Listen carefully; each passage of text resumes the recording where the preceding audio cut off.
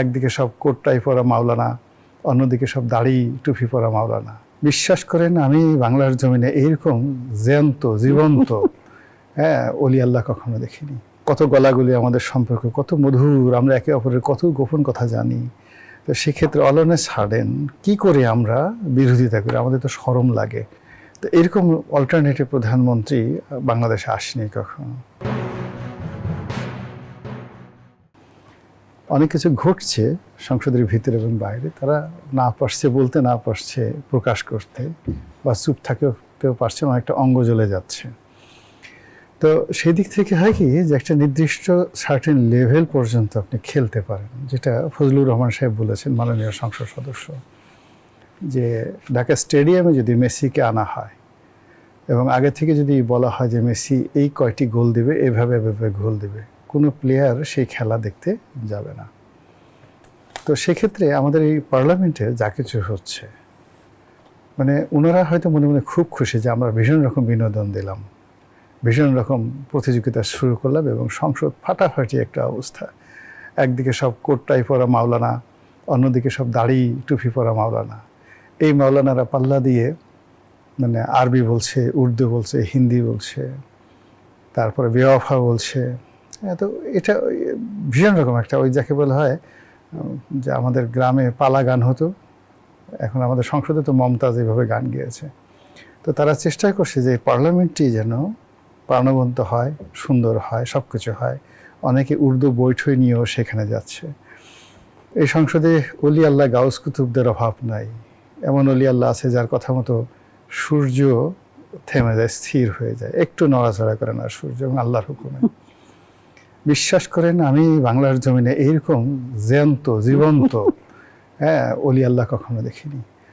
আবার সেই অলি আল্লাহর যে জিল্লতি, সেই অলি আল্লাহদের কতগুলো লক্ষণ আছে। তারা যদি কাউকে বলে এই তুই মরে যা, সঙ্গে সঙ্গে সে মরে যায়।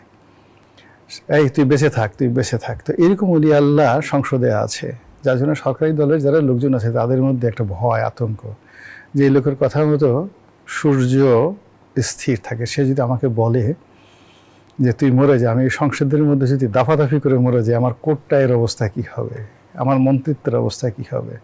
তো এই জন্য হয় কি, এখানে নরমে গরমে সরমে সব মিলিয়ে, তাও নরম গরম হলেও যে ওই যে একটা ভয়, অলি আল্লাহ জান্নাত পাওয়া যাবে না, অভিশাপ দিতে পারে। আর সরম হলো আমরা একসঙ্গে দীর্ঘদিন ভাই ভাই ছিলাম, কত গলাগুলি আমাদের সম্পর্ক, কত মধুর, আমরা একে অপরের কত গোপন কথা জানি। তো সেক্ষেত্রে অলনে ছাড়েন কি করে আমরা বিরোধিতা করি, আমাদের তো শরম লাগে। তো এই জিনিসগুলো চলছে, একটা নির্দিষ্ট সময়ের মধ্যে চলছে। এর মধ্যে বাজেট প্রণয়ন হচ্ছে। জনগণ কিন্তু মানে খারাপ বলেনি এখনো পর্যন্ত, দিস ইজ দ্য রিয়ালিটি।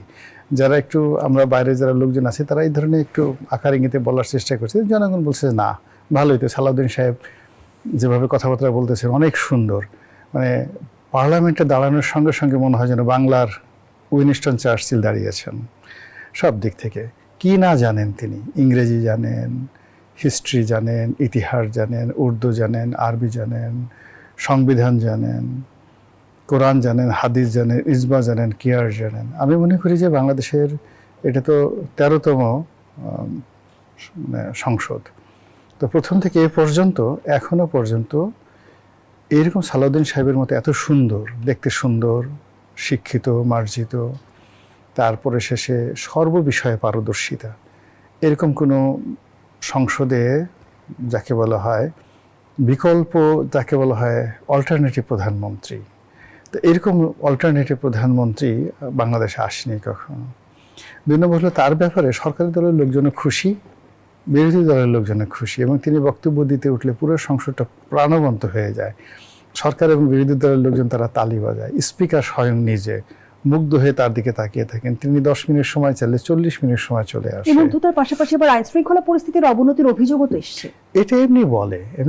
এখন রুবিন ফারহানার কথায় কি কিছু আসে যায় নাকি? এখন রুবিন ফারহানা এই দল থেকে, মানে তাকে নমিনেশন দেওয়া হয় না, সে বিরোধী দল চলে গেছে। এখন এই ভদ্রমহিলা তো দীর্ঘদিন সংগ্রাম করছেন, লড়াই করছেন, তার একটা অভিমান না? তারও তো এই দলে ধরেন এখন ফারজানা পুতুল মন্ত্রী হলো। এখন রুবিন ফারহানা বলতে পারে না যে ফারজানা পুতুল যদি প্রতিমন্ত্রী হয় তা আমিও তো মন্ত্রী হতে পারতাম। তো সেই জায়গা থেকে এখন সেই জায়গা সে একটা বিরোধী দলে আছে। তো একটা মনের ক্ষোভ থেকে, দুঃখ থেকে, যাতনা থেকে তিনি 2-4টা কথা বলবেন, এটা সরকারি দলের যারা কর্তা ব্যক্তি তারা কিন্তু এটা মেনে নেন। তারা এটা মেনে নেন এবং এটা স্নেহের বশে তাকে ওইভাবে বলেন। ফলে ডাজ নট ম্যাটার। আইন শৃঙ্খলা যে অবনতি হয়েছে, আপনি কি জামাতের সভাপতি ডাক্তার শফিক বলেছেন? বলেননি। বাইরে হয়তো 2-1 জন বলে জামাতের যারা নেতৃবৃন্দ রয়েছেন তারা এমপি হননি, এমপি হলে তারা বলতেন না। এখন ভিতরে এক ধরনের আবহাওয়া আছে, ওটা আপনি ভিতরে না গেলে বুঝতে পারবেন। এখন নীলুফার চৌধুরী উনি আছেন, উনি ভিতরে থাকেন, উনি বুঝতে পারবেন যে ভিতরে আবহাওয়াটা কি। আপনি বিশ্বাস করেন জামাতের সবাই আতর মেখে আসে।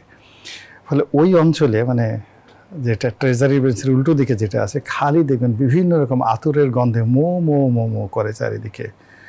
তো এটা একটা অসাধারণ একটা ফ্লেভার। সরকারি দলের অনেক এমপি আছেন, মন্ত্রী আছেন, তারা অনেক দামি দামি সেন্ট ওখানে আছেন। আমরা যখন ছিলাম সেই সময়টাতে অনেক এমপি ছিল আসলে যারা দাঁত মাজতো না ঠিক মতো, মুখ থেকে গন্ধ আসতো, অনেকের গা থেকে ঘাম থেকে গন্ধ আসতো। ঠিক এরকম জিনিস আমার কাছে মনে হচ্ছে না যে অ্যাবনক্সিয়াস একটা পরিবেশ এখন আছে। এখন এই সংসদ একটা অলৌকিক সংসদ।